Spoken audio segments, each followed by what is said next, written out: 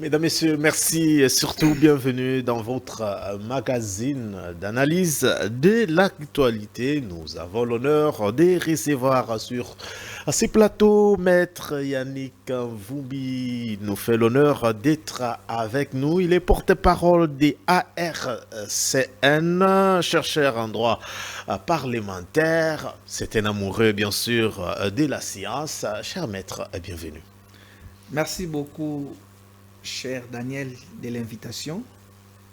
Vous faites bien de m'associer à cet échange républicain. Vous savez, moi j'aime ces débats de qualité. Et en venant chez vous, c'est la qualité, c'est la hauteur. J'aime bien venir chez vous parce que vous posez des questions à la fois techniques, politiques et scientifiques. Et moi j'aime la science. Je salue de nombreux téléspectateurs, le nombre de Congolais qui vont devoir nous suivre. J'espère que je serai à la hauteur pour donner le meilleur de nous-mêmes. Parce que les Congolais méritent mieux. Je ne sais pas, j'ai un petit biscuit. Alors, j'annonce, nous, avec vous, on parle sur la rencontre entre Joseph Kabila Kabange et quelques leaders congolais, un front anti-Tshisekedi qui se consolide petit à petit, et puis la population réclame un nouveau gouvernement. Alors, suite à la vie chère, on analyse également avec vous. Et enfin, agression rwandaise, nouveau commandement au sein de notre armée, dans un contexte d'insécurité, bien sûr, maître. Nous allons essayer un peu d'aborder quelques questions. Alors, vous avez quelques minutes pour nous partager ce que vous avez comme biscuit ce matin. Merci, cher Daniel. Comme biscuit, je voudrais annoncer aux Congolais que nous avons créé une structure dénommée Dynamique des Sentinelles de la République. Une structure proche de l'Union sacrée qui associe en majorité les communicateurs et des personnalités politiques. Nous ne sommes pas une association de communicateurs de l'Union sacrée. Nous sommes très proches de l'Union sacrée. Pourquoi ? Parce que pour être communicateur de l'Union sacrée, vous devez avoir mandat. Très bien. Et la plupart des gens que vous recevez dans vos émissions, qui se présentent comme président des communicateurs de l'Union sacrée, ce sont des imposteurs. Ils n'ont aucun mandat. Voyez-vous ? Et donc, personnellement, je n'ai jamais adhéré à une telle structure. J'ai reçu des sollicitations venant de plusieurs. J'avais refusé parce que les fondamentaux n'ont pas été très bien posés. Je ne comprends pas que vous ayez, lorsque vous lisez, la charte de l'Union sacrée, clairement, il y a des organes qui les gèrent. Vous avez le présidium et les secrétaires permanents. Mais posez la question à tous les communicateurs s'ils ont déjà fait les démarches pour ne serait-ce qu'ils soient officiellement reconnus. On a semblé négliger cet aspect. Aujourd'hui, ça nous rattrape. Voilà pourquoi ici, je salue quand même la position du professeur Mbata, secrétaire permanent de l'Union sacrée. Il a fait un communiqué. Il a interdit aux gens d'engager l'Union sacrée. C'est avec raison. Vous vous réveillez un matin, vous voyez quelqu'un, après avoir habillé je ne sais moi quoi de l'Otoko, il vient communicateur de l'Union sacrée et il dit des bêtises. Vous ne sentez pas l'orientation dans ce qu'il dit. Vous ne sentez pas comment il fait pour défendre le président Tshisekedi. Bon, il se débrouille. Mais vous savez, communiquer, c'est un art. Très bien. Ça doit se préparer. Ça doit se préparer. La plupart des gens viennent, ils n'ont pas des mandats, mais aussi les éléments de langage. Voilà pourquoi, compte tenu de tous ces ratés, et je vais peut-être choquer les téléspectateurs, vous savez, un groupe de gens se sont réunis, ils ont commencé à aller visiter la nuit les ministres pour demander de l'argent au nom des communicateurs de l'Union sacrée. C'était une insulte. Mais quand même, ces gens-là, c'est dans le temps de passer dans des médias. Mais si l'Union sacrée n'arrive pas à prendre en charge ça, il faut le dire aussi aux professeurs. Exactement. Mais organiser, mettre aussi les moyens. Exactement. Comment l'Union sacrée va vous prendre en charge? Comment l'Union sacrée va mettre des moyens à votre disposition tant que vous n'êtes pas reconnu. Mais la responsabilité est un combat qui... Voilà pourquoi le secrétaire permanent, c'est lui qui gère au quotidien l'Union sacrée, a pris les choses en main, il a tapé. Les contacts sont très avancés avec le professeur Mbata. Je crois dans un avenir très proche, il y aura une réunion pour mettre de l'ordre. Ce n'est pas n'importe qui peut se réveiller du jour au lendemain, il devient communicateur de l'Union sacrée. Il y a des critères qu'il faut respecter. Aujourd'hui, pas seulement l'Union sacrée, il y a ceux qui défendent directement le président de la République, qui ne veut pas... C'est ça la différence. C'est-à-dire quoi? Vous voulez défendre le président de la République, est-ce que vous êtes membre de l'Union sacrée? Sinon, soutenir une institution ne demande pas une adhésion. C'est ce que j'ai dit. Laissez l'Union sacrée aux gens qui ont adhéré à l'Union sacrée, aux communicateurs qui veulent être officiellement communicateurs de l'Union sacrée. Vous pouvez soutenir le président. Mais vous ne pensez pas que la responsabilité revient aussi aux partis politiques parce que tous ces gens-là ont des partis politiques? Mais très belle question, Vous pouvez être communicateur de votre parti politique sans être communicateur de l'Union sacrée. C'est en fait ça l'intelligence du professeur Mbata que j'ai salué. Et nous, pour clôturer, nous sommes en train de nous organiser. On ne prend pas n'importe qui dans cette structure. Compte tenu des ratés, nous avons vu des aventuriers. Il y a des critères pour être membre dynamique des sentinelles de la République. C'est quoi la particularité? On en a eu ici. Hein? Exactement. Je vais vous le dire, mais je vous donne d'abord l'organisation. C'est que toutes les personnalités politiques, tous les communicateurs qui se sont retrouvés au sein des dynamiques des sentinelles de la République ont choisi leurs dirigeants. Et pour être dirigeant, il y avait des critères, notamment la moralité. Chers amis, ce qui détruit ce pays, c'est qu'il y a des immoraux qui veulent nous diriger. Et moi, Yannick, je ne peux pas accepter. C'était le premier critère. La moralité. Mais vous voulez gérer les gens. Dites-nous ce que vous avez déjà fait et puis nous allons voir par le passé comment vous vous êtes comporté. C'est ainsi qu'à l'unanimité de ses membres, le président Médard Kankolongo, il est signataire de la charte de l'Union sacrée des Nations. Il est nommé par ordonnance présidentielle 2 fois de suite mandataire administrateur à l'ANAPI. Sa moralité n'est pas douteuse. Vous ne le voyez jamais derrière quelqu'un pour chercher de l'argent. Vous ne le verrez jamais en train d'insulter. Il est resté intact. Et moi qui vous parle ici, j'ai été élu comme secrétaire rapporteur. Bon, on aura le temps de venir en parler. La particularité, c'est que nous sommes des sentinelles. Nous n'allons pas faire les djalelo. Très bien. Nous allons soutenir les vraies actions du chef de l'État et les gens qui viendront pour s'aventurer, ils seront dénoncés et nous allons même prendre des initiatives dans le sens de veiller la population, de s'élever comme un seul homme pour barrer la route à tous ces aventuriers qui viennent chercher l'argent au sein de l'Union sacrée. Merci beaucoup, cher maître. Nous félicitons la démarche. On a suivi à travers les médias. On a vu quand même l'organisation. C'était après une émission, quelque chose comme ça, que vous avez annoncé officiellement cette structure que nous souhaitons, que nous allons, nous en tant que Congolais, accompagner à tout prix. Merci. Alors, notre première question ou thématique repose à la rencontre. Comment vous trouvez Joseph Kabila aujourd'hui qui, on dirait, c'est lui qui détient maintenant l'opposition parce que tout le monde s'est rallié vers lui. Bon, cher Dan, j'aime votre façon de poser la question. Je ne saurais affirmer que c'est lui maintenant qui incarne le leadership de l'opposition. Mais c'est à lui que tout genou fléchit cette fois-ci. Bon, on ne sait pas les autres qui attendent peut-être leur invitation. Peut-être. Quelqu'un m'a soufflé pour dire qu'on est en train d'organiser ces derniers temps des réunions ici pour voir comment faire déplacer certains opposants qui vont aller rencontrer le sénateur à vie Joseph Kabila là où il est, dans le but de pouvoir structurer, organiser l'opposition. Bon. Est-ce que... À chaque fois que je vois cette image, maître, ça vous rappelle quoi? Moi, personnellement, j'ai toujours une question. Est-ce qu'on peut y revivre encore cette image? C'est une très belle image. D'un ancien et nouveau président. Ouais, cette image, en réalité, cristallise l'alternance politique au sommet de l'État. Et la majorité des Congolais étaient contents de voir ces deux personnalités politiques rire, être ensemble. Un ancien président et nouveau.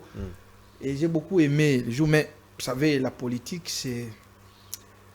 elle est dynamique. Hein? Elle est dynamique. Aujourd'hui, je ne saurais vous dire si les relations sont très bonnes entre les deux. Celles, les Congolais vont vraiment vous répondre à cette question. Mais moi, j'ai quand même des inquiétudes. Okay. La première inquiétude, c'est la personne de Joseph Kabila. J'ai beaucoup de respect pour lui. J'ai beaucoup de respect pour lui. Il a géré le pays pendant plus de 18 ans. J'ai beaucoup de respect pour lui. Mais est-ce qu'il saura faire l'opposition? Est-ce qu'il connaît ce que c'est l'opposition? C'est déjà ça le vrai problème. Très bien. Vous voyez Joseph Kabila un jour dans les rues, en train de marcher, être gazé, alors qu'il se comporte comme un bourgeois, quelqu'un qui est plus que les autres. En fait, ça le comportement de Joseph Kabila. Il n'approche pas beaucoup plus les gens. Il ne va pas vers les autres. Kabila a Moutakoufia Kendarate. Savez-vous, c'est là où vous êtes congolais. Donc, il est un peu différent. Mais l'opposition, elle est trop exigeante. Elle est trop exigeante. Vous pensez que vous pouvez faire l'opposition? Il peut mettre, même si lui ne sera pas sur terrain, mais les moyens, la possibilité, parce que l'opposition actuelle, on dirait, il n'y a pas la vie. Bon. Quand je dis la vie, c'est pas sur le plan. Je ne crois pas. Vous avez Moïse Katumbi, c'est un milliardaire. Est-ce qu'il dépense encore comme avant? Ça, je ne sais pas. Mais je ne voudrais pas que nous puissions prendre les aspects financiers pour parler de l'opposition. Dans une démocratie, l'opposition doit exister. Mais j'étais en train de vous dire, moi, c'est la personne du président, l'ancien président Tshisekedi, l'ancien président Joseph Kabila, qui ne m'inspire pas confiance. Vous avez dit tantôt ici, il peut ou ne pas être là. Non, il doit être là. Les combats politiques, on ne les fait pas tout en pas sur le terrain. Non, il faut être sur le terrain.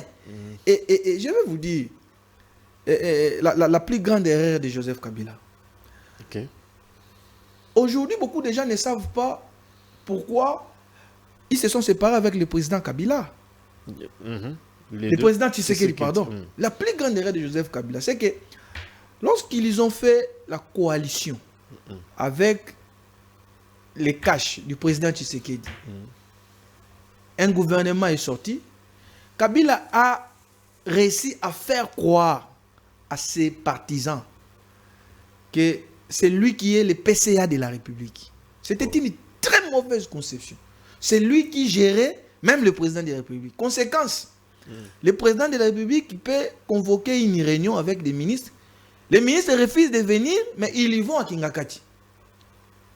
Voyez-vous? Ça, c'était la plus grande erreur. Le président de la République... C'était pas une stratégie politique, peut-être, maître, que vous appelez. Bon, est-ce que cette stratégie politique était payante? C'est aussi ça. Conséquence, le président... Souvenez-vous encore, le président pouvait signer des ordonnances et un ministre, parce qu'il est proche du FCC, il refuse de notifier les concernés qui ont été nommés. Il y bloque les ordonnances pendant plus d'une année. Si vous lui posez la question, non, Yemei n'a pas encore dit. Souvenez-vous de ce thème-là, Yemei. Un ministre en fonction, il a des problèmes avec la justice.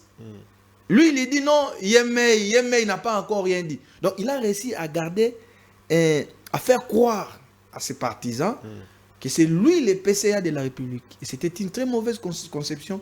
Et le président Tshisekedi a entendu pendant plus d'une année pour rompre cette alliance politique.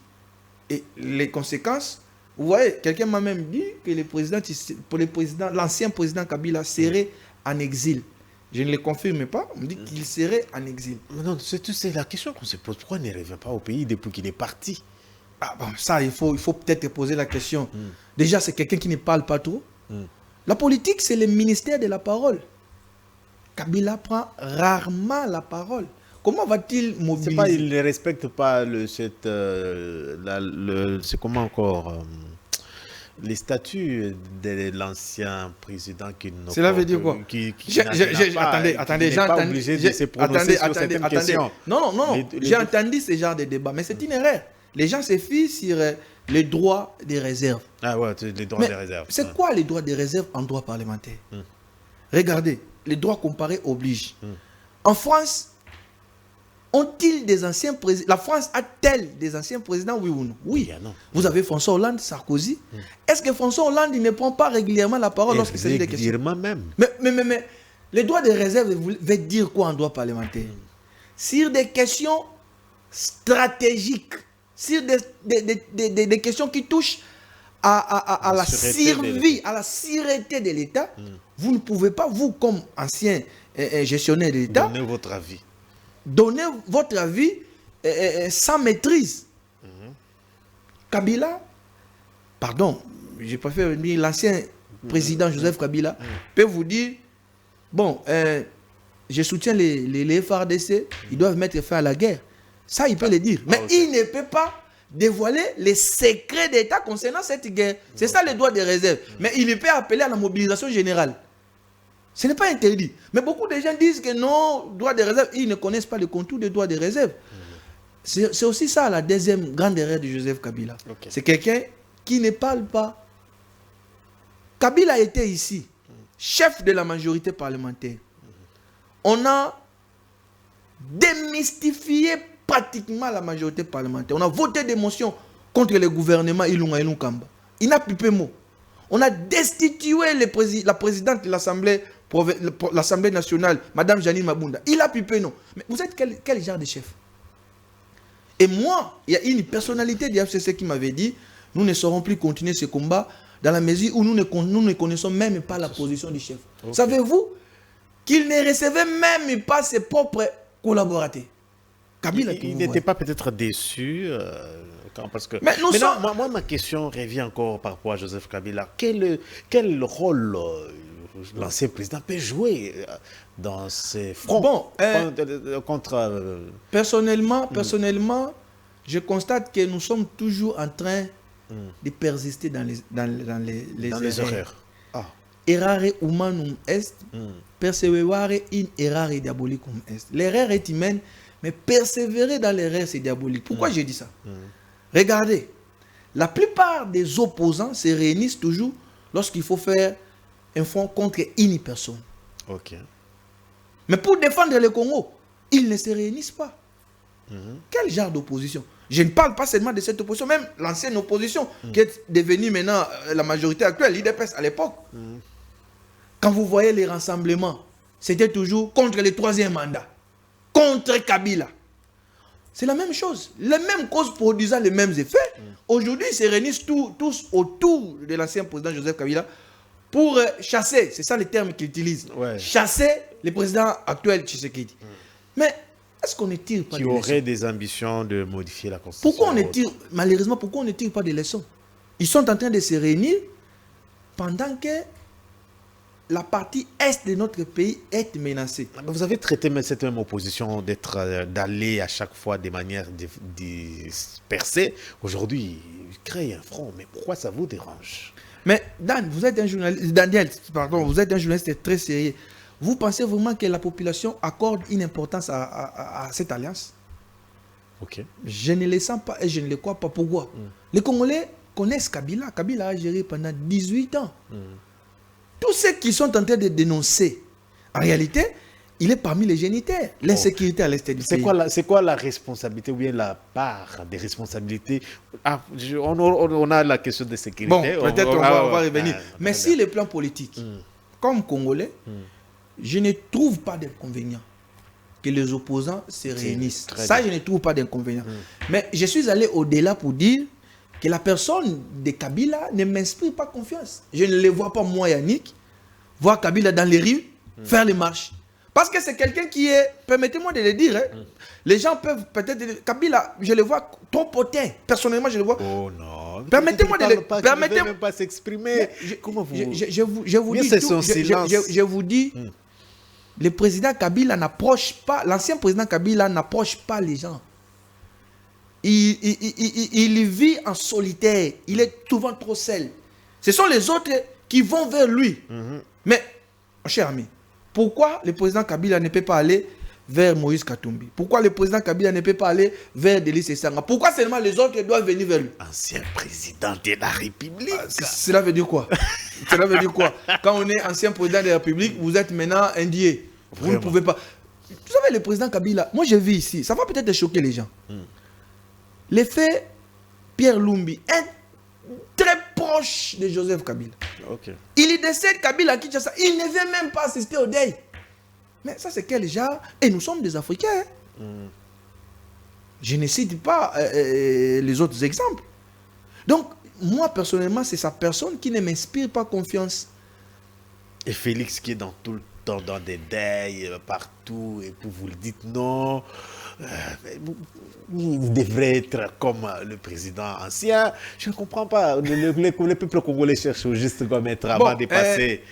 Chacun a sa particularité. Mais je trouve le président Tshisekedi beaucoup plus humaniste. C'est-à-dire, il assiste au malheur qui frappe les siens. Et je vous dis, si les Kinois à Kinshasa avaient voté pour le président Tshisekedi, ce n'est pas parce qu'il avait cette proximité, beaucoup de réalisations. Non. Les gens ont dit, mais il y a quand même un moutou. Il y a un bibembe na biso, après ça rabiso mbote, il y a un stade. Vous savez, le président Kabila ne pouvait même pas venir au stade suivre les matchs avec les Congolais. Vous imaginez, en plein match de football, le peuple crie papa, pesa, maman, bisous. Il fait... vous imaginez Kabila peut faire ça? Regardez, Kabila n'a jamais gagné des élections à Kinshasa. Parce qu'il n'a jamais compris les Kinois. Les Kinois, au-delà de la politique, aiment que vous soyez sociable. Allez voir les gens, assister aux... De toutes les façons, le pouvoir est éphémère. Aujourd'hui, il est ancien président. Comme demain, après-demain, le président Tshisekedi sera un ancien président. On garde encore Félix Tshisekedi, maître. Donc, l'opposition actuelle ne fait pas peur au pouvoir en place. Bon, ces blocs-là, Katumbi, Kabila, on a vu Lubaya, que Nami m'a fait, il ne pèse pas. Bon, personnellement, je vous ai dit que cette opposition ne m'inspire pas confiance. Okay. Je vais vous le dire. Parce que vous avez cité les noms des individus. Moïse Katumbi était candidat au même titre que le président Tshisekedi. Il a fait combien de voix? Il a fait combien de voix? Vous savez pourquoi? Parce que les Congolais ne sont pas bêtes. Katumbi a géré une seule province. Les Katanga, les grands Katanga. Okay.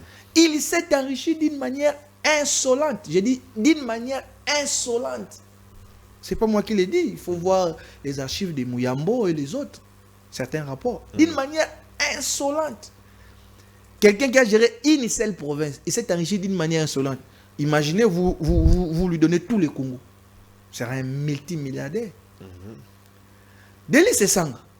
Bon, les gens parlent beaucoup de ces messieurs. Vous savez, j'ai lu un ouvrage où on dit les criminels ont-ils des leçons à donner?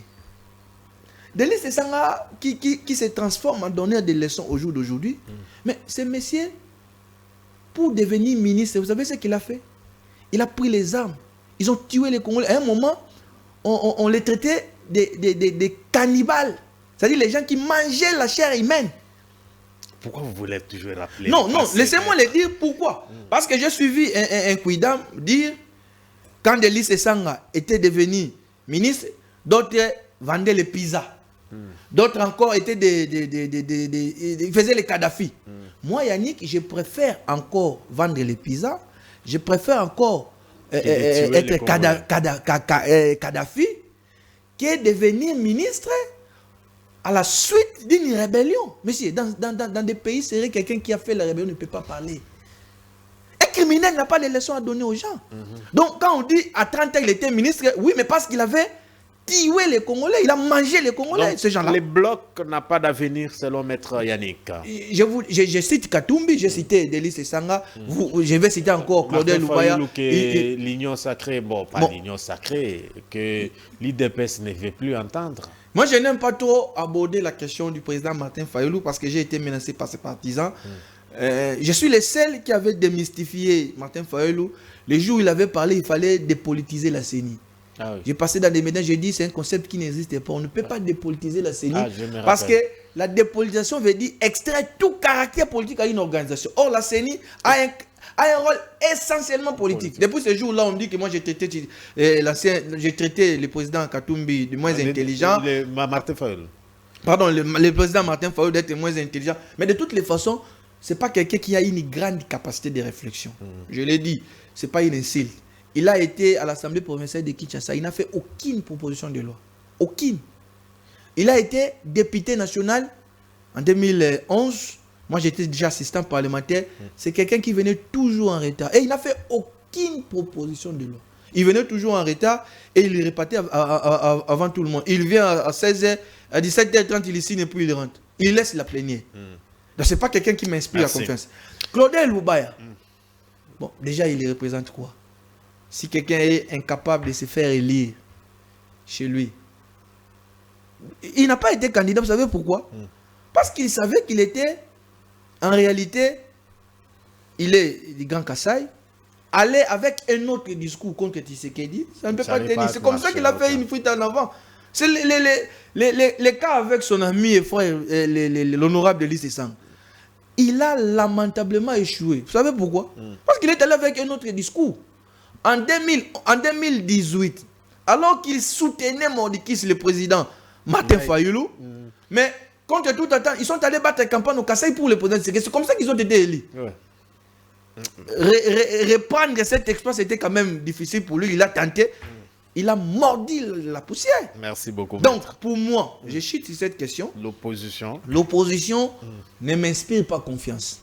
Par contre, même leur démarche, non, c'est... Vous avez suivi la réunion du FCC qui attend les retours. On ne sait pas par quelle magie. Les FCC, c'est un conglomérat de réveils. La plupart des gens... Mettre les gens qui sont déterminés. Ils sont en train de rêver debout. Ils ont Mon cher ami, je vous dis, il ne faut pas... Ils ont toutes les stratégies possibles. Non, détrompez-vous. Je vous dis ici, retenez cela. Il ne faut pas confondre rêver sa vie et vivre ses rêves. La plupart des caciques du FCC, ils ne connaissent même pas la position du président Kabila. Ça, je vous l'ai dit. Ils n'ont même pas le temps de les rencontrer. Je vous ai dit, le président Kabila, c'est quelqu'un qui ne fréquente pas les gens. Merci, qui ne prend pas régulièrement la parole. Et je vois très mal que lui puisse organiser l'opposition. Peut-être,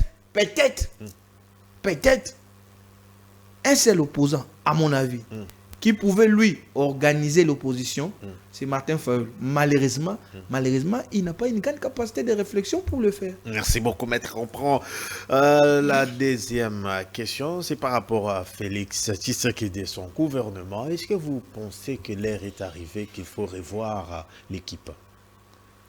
Bon, il l'avait lui-même promis. Est-ce qu'il va certainement y revenir? Ça, c'était une très belle question.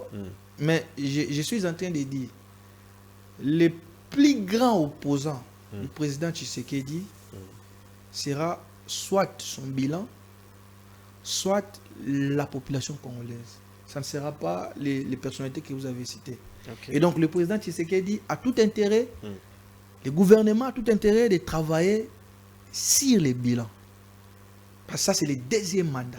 L'impact de ce gouvernement, maître? Oui, je vais y arriver. Vous avez tout le temps, allez-y. Je vais y arriver. Le président Tshisekedi a fait une année déjà pour le deuxième mandat. Mais le gouvernement, Judith Suminwa, je crois que c'est 6 mois. S'il faut commencer par ce que le président Tshisekedi a fait, je peux dire en termes de bilan, c'est mitigé. 50-50. 50-50. Oui, c'est moi qui parle. Donc, j'ai dit 50-50. Pourquoi je vais me justifier? Le président Tshisekedi, pardon, après avoir prêté serment, il a pris quand même un peu plus de 3, 4, 5, 6 mois pour nommer le Premier ministre et former le gouvernement. Mais pendant ce temps, il y avait un gouvernement qui expédiait les affaires courantes. Et dans les affaires courantes, vous avez la gratuité de l'enseignement. Exécuté sans faille.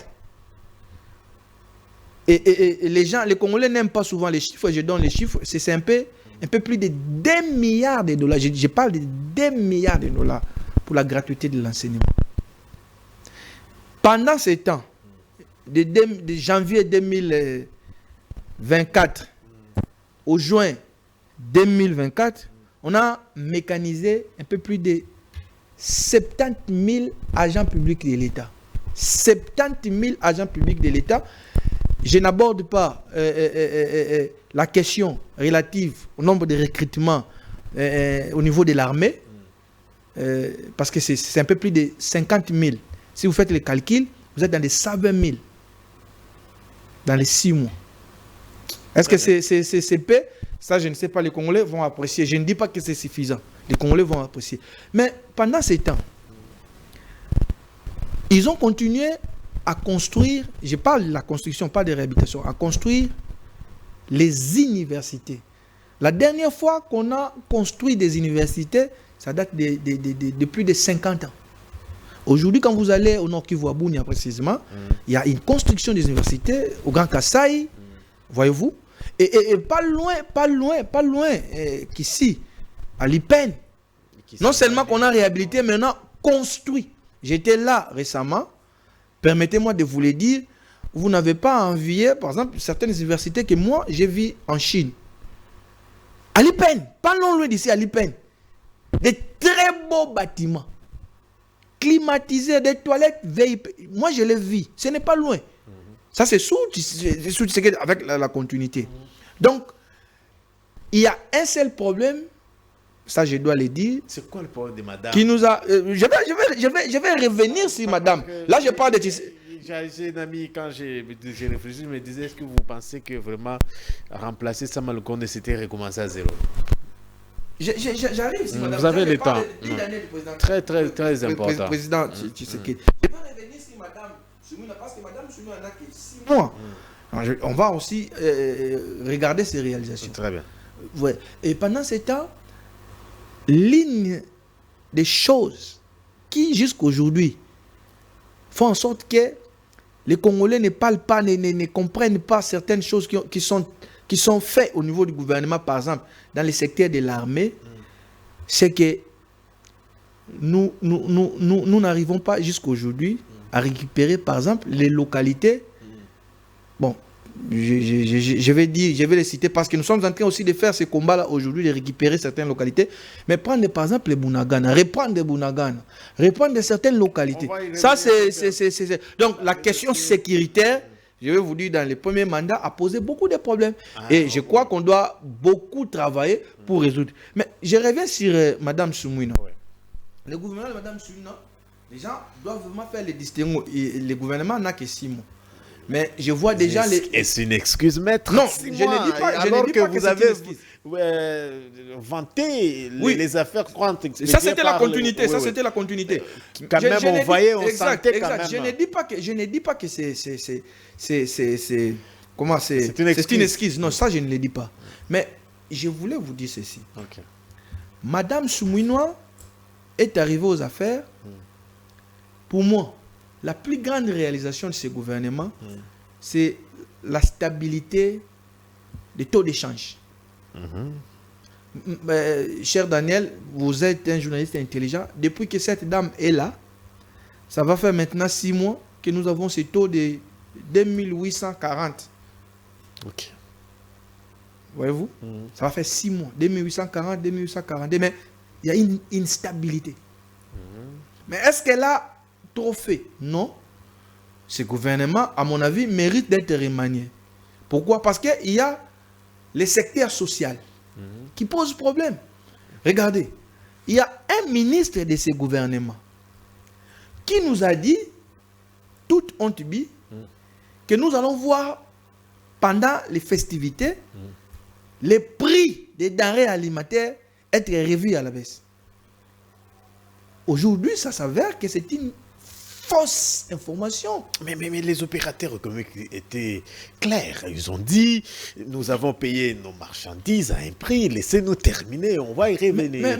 Quel que soit tout ce qu'il y a eu comme un manque à gagner de l'État. Mais si tel est le cas, pourquoi les ministres avaient annoncé cette mauvaise... C'est quand même l'État, qu'est-ce que vous voulez? Non. Mais aujourd'hui, il s'avère que c'est un mensonge. Sous d'autres, il doit démissionner. Monsieur Moukoko Samba doit démissionner. C'est un manque de respect aux Congolais. Moi-même, vous êtes père de famille. Moi-même, j'étais sur le terrain. Les prix ont par contre grimpé. Ouais. Alors pourquoi cette annonce... On a fait un tour avec notre rédaction, mais c'était un peu... Galopant. Mais pourquoi? En réalité, on doit tirer les conséquences. Et monsieur le Président, l'idée selon laquelle il faut remanier le gouvernement, elle est bonne. Et le premier à quitter, c'est monsieur le ministre de l'économie. Mais moi, je ne comprends pas. Sincèrement, je ne comprends pas. On a eu des professeurs à la tête de ces ministères. C'est ça que je ne comprends pas. Quelle malédiction, en tout cas, il y a telle une malédiction dans le ministère de l'économie. Souvenez-vous, avant lui, il y avait quelqu'un qui a escroqué tout un gouvernement. Il est allé acheter des chinchards en Namibie. Franchement. Jusqu'à aujourd'hui, on n'a jamais vu l'impioti. Par la suite, il a été destitué. Lui aussi, il y vient. Il y trompe toute une nation. Quand je dis ici, les gens qui lui sont très proches, on dit qu'il y a Niké Nekongo, pourquoi il est en train de... Non, moi, dans la gestion de la res publica, je ne parle jamais tribu. Très bien. Je serai ici en Jalelo en train de dire que non, il est bon. Mais messieurs les ministres de l'économie, arrêtez avec des théories. Je sais, vous êtes un grand professeur. Mais ici, on n'a pas besoin de théorie. On a besoin de la pratique. C'est au Conseil des ministres. C'est malheureusement. Toutes les décisions, maître, lui ne fait que relayer. Il devait... Non. Si toutes les choses se sont discutées au niveau du Conseil des ministres... S'il vous plaît. Seule les décisions. S'il vous plaît. Bon, moi, je suis chercheur en droit parlementaire. J'étudie aussi le droit gouvernemental. Allez-y. Lorsque vous êtes dans un cadre super strict comme le Conseil des ministres, il n'y a qu'une seule personne qui prend la parole pour rendre compte, c'est le porte-parole du gouvernement.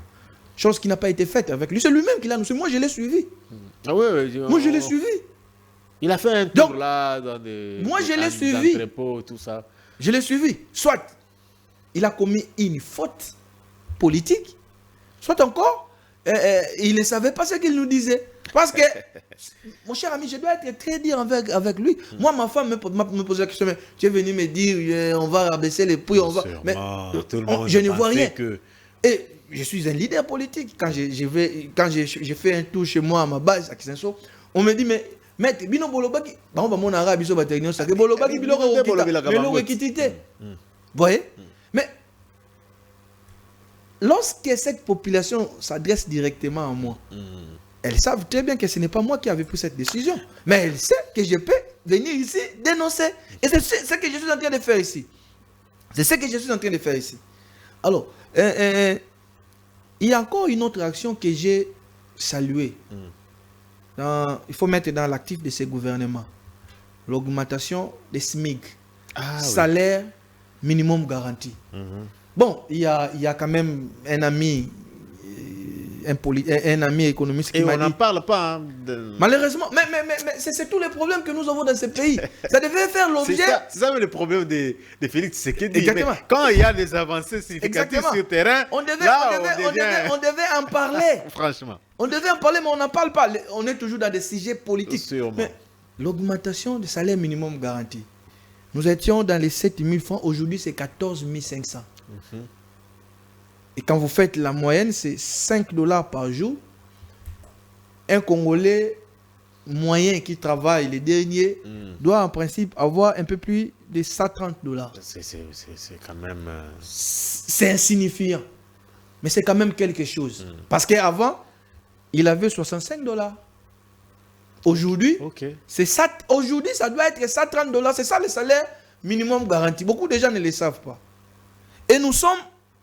J'ai fait juste une étude comparée. Quand vous allez par exemple au Cameroun, ils sont à 46 000 francs CFA, l'équivalent de 70 €. Ils sont moins que nous. Ils sont en deçà. Quand vous allez par exemple au Bénin, ils sont à 56 000 francs CFA, l'équivalent de 80 euros. Ils sont moins que nous. Nous, c'est ça, c'est $30. Merci, maître. On doit. Non, j'ai chute. On retient quoi sur le gouvernement? Est-ce que vous pensez qu'il faut à tout prix remanier? Non, et retenir qui? Sincèrement, l'économie, ça ne marche pas. J'ai des informations vérifiables que le président de la République nous suit régulièrement. Moi, il y a un très proche collaborateur du président qui m'a dit on a envoyé une de vos vidéos au président de la République et il a apprécié. Parce que c'est faut en parler. Monsieur le Président, permettez-moi de chuter. Monsieur le Président, vous êtes au début de votre mandat et ce n'est pas encore tard. Vous pouvez faire autrement. Faire autrement veut dire il faut remanier ce gouvernement. Parce que dans les secteurs sociaux, construction de routes, nous n'avons plus de routes, nous n'avons pas de routes.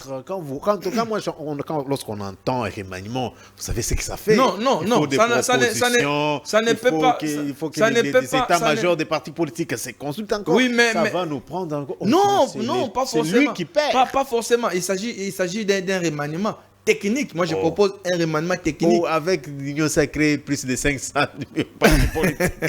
Non, mais le président de la République, c'est lui, le garant de la nation. Il doit comprendre que l'État n'est pas notre allié. L'État n'est pas notre allié. Mais s'il ne remanie pas, il ne faut pas attendre grand-chose. Parce que c'est lui qui est, par exemple, aux infrastructures. Il ne fait rien. Il ne fait rien. Vous connaissez ce qu'il a déjà fait. L'actuel ministre des Infrastructures, vous connaissez ce qu'il a fait. Mais, Tambourin à Kinshasa, il n'y a presque pas de route. Mais pourquoi il est toujours là? Ça, je ne comprends pas. Voilà pourquoi j'appelle... Je lance un appel insistant au président de la République de remanier le gouvernement. Donner un nouveau souffle à ce gouvernement, ça sera très bien. Donner un nouveau souffle à ce gouvernement, ça sera très bien.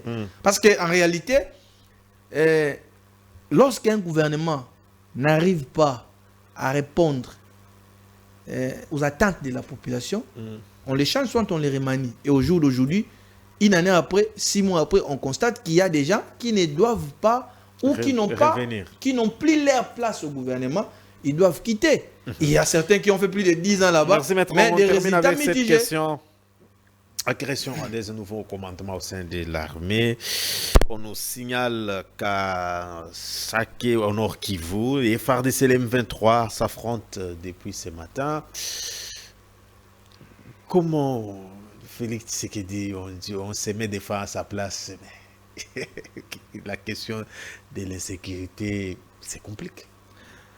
Bon, cher ami, ça ce n'est même pas une question de l'opposition, de la majorité, c'est une question qui est liée à la survie de notre État. Soit nous sommes intelligents, soit nous ne le sommes pas. Parce que l'intelligence, c'est la capacité de s'adapter dans des circonstances nouvelles, en vue de trouver des solutions, aux problèmes dont nous faisons face. Regardez, ça va faire 30 ans, jour pour jour, que nous assistons à une guerre non déclarée à l'est du pays, avec comme conséquence plus de 12 millions de morts. 12 millions de morts, je vous ai dit autrefois, c'est toute la population de la République centrafricaine, Gabon, Burundi mélangés. Franchement. On a exterminé. Plus de 500 000 femmes violées. Plus de 500 000 femmes violées. Plus aujourd'hui, un peu plus d'1 million, de déplacés internes. Au moment où nous sommes en train de faire cette émission, il y a encore des morts. Les balles crépitent. Très bien.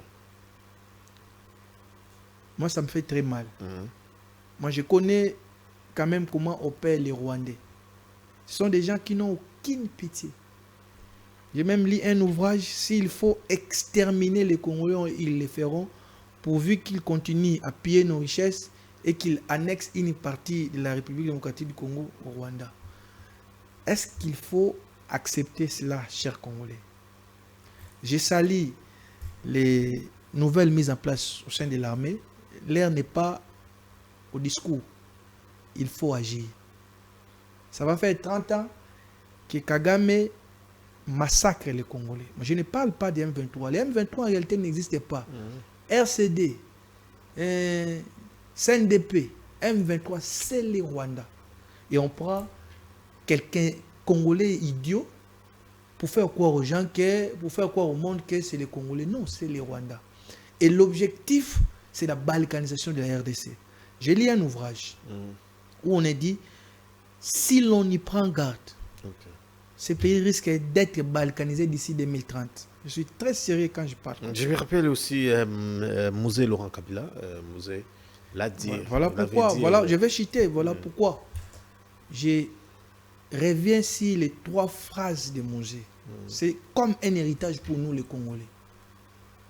La première, il faut que les Congolais retiennent ça. La première phrase. La guerre sera longue et populaire. Musée est mort, ça va faire maintenant un peu plus de 20 ans. La guerre continue. Est-ce qu'on comprend? Elle est toujours longue et populaire, mais toujours du côté congolais. Toujours du côté congolais. Pourquoi elle ne doit pas être longue et populaire du côté du Rwanda? Deuxième phrase. Il faut renvoyer la guerre d'où elle est venue. Il s'adressait directement au Rwanda. Cette guerre, chers Congolais, nous vient du Rwanda. Il faut la renvoyer. Et je l'ai dit, les jours où nous allons attaquer les Rwandais, Kagame se sent menacé. Kagame sent que son pouvoir est menacé. Il va fléchir ses genoux. Il va fléchir ses genoux. Troisième chose, ne jamais trahir la RDC. Ça, c'était la phrase de Musée. Combien de Congolais trahissent le Congo à cause d'un petit rien? Combien? Combien de Congolais Kagame manipule, utilise des idiots comme Nanga? Je l'appelle idiot. Idiot, c'est encore mieux, plus qu'un idiot. Des idiots comme Bissimwa, Bertrand, sont manipulés. Chers Congolais, Kouskoué tandem aboutere, Kagame patenti à nostra. Jusqu'à quand Kagame abusera-t-il de notre patience? Ça va faire 30 ans qu'on ne parle que de Kagame. Monsieur le président de la République, chef de l'État, je ne suis pas venu ici pour faire de longs discours. Il est temps de mobiliser les Congolais, de préparer les Congolais à une guerre longue. Kagame n'écoute jamais, alors jamais les faibles. Il écoute les forts et les langages du fort. Il faut préparer notre peuple à faire une guerre. Il faut préparer notre peuple à faire une guerre. Si on ne démystifie pas Kagame, il va continuer à violer. Je vous parlais de 12 millions. Mais avant les chiffres, aujourd'hui, les gens vont encore mourir. Ou sont en train de mourir. À Massis, ils sont en train de gorger, les gens sont en train de tuer. Mais jusqu'à quand Kagame abusera-t-il de notre patience? Je ne parle pas des militaires. Ils savent déjà ma position. Je sais ce que le président est en train de faire. Aujourd'hui, plus que jamais. C'est plus que le temps de Kabila. Où vous avez quand même une armée équipée. Ça, je sais de quoi je parle. Très bien. Une armée équipée. Et vous avez quand même des petits problèmes qu'il faut régler. Mais en attendant, les militaires sont en train de se battre. Ils ont tout notre soutien. Que vous soyez Joseph Kabila, que vous soyez Martin Fayulu, que vous soyez Daniel, que vous soyez Yannick, arrêtons nos débats politiques. Peut-être c'est la guerre profiterait à certains. Malheureusement, mais je vous ai dit qu'il y a des idiots, des traîtres qui travaillent en connivence avec Kagame. Ces idiots ne sont pas seulement des petits peuples. Il y a même nos dirigeants. Il faut enlever la photo de cet idiot. C'est cannibale. Moi, je n'aime pas ces messieurs. À chaque fois que je vois ces visages, je n'aime pas. Il faut qu'on enlève. C'est un idiot, c'est un cannibale. Il est en train de nous tuer, de nous massacrer. Très bien. Aujourd'hui, j'ai sali seulement la nomination des militaires, la mise en place. Mais j'insiste, il faut préparer les Congolais à faire une guerre longue. Et méditons toujours sur les 3 phrases testament de Musée. La guerre sera longue et populaire. Elle doit être renvoyée d'où elle est venue. Ne jamais trahir la RDC. Kouskoué tandem Aboutere Kagame Patentianus. Très bien, merci beaucoup, maître. Nous avons pratiquement terminé. Peut-être on retient quoi aujourd'hui pour cette journée, maître? Votre dernier mot est fini. Ce que les Congolais doivent retenir, j'ai lancé un appel insistant au président de la République de procéder au remaniement. Okay. On doit donner du tonus, un nouveau souffle au gouvernement actuel, c'est-à-dire un remaniement technique, appeler des technocrates, des politiques, des hommes intelligents pour apporter des nouvelles retouches. Ça ne fera pas du mal, ça fera certainement du mal aux acteurs politiques, mais pas aux Congolais, parce que les Congolais veulent attendre les résultats. Deuxième chose, les Congolais doivent retenir qu'au finish, nous devons faire la guerre au Rwanda. Il n'y a pas une autre alternative. Ça va faire 30 ans que nous discutons avec Kagame. Et il y a un Rwandais en Chine, je chute par là, j'étais avec lui en Chine. Il voulait à tout prix être le chef de la délégation. Quand j'ai compris qu'il était Rwandais, je dis pas question, c'est moi le chef de la délégation. Nous sommes passés au vote, c'est moi qui étais le chef de la délégation. J'ai battu les Rwandais et je lui ai dit, vous ne gagnerez jamais la guerre au Congo. Préparons-nous, chers Congolais, à faire la guerre au Rwanda. C'est la seule solution. La diplomatie va nous prendre des temps inutilement, mais nous devons nous faire respecter. Merci beaucoup, maître Yannick Vumbi, porte-parole des ARCN, chercheur en droit parlementaire, amoureux de la science. Il était notre invité. Mesdames et messieurs, je vous retrouve d'ici là. Portez-vous bien. Je vous dis au revoir.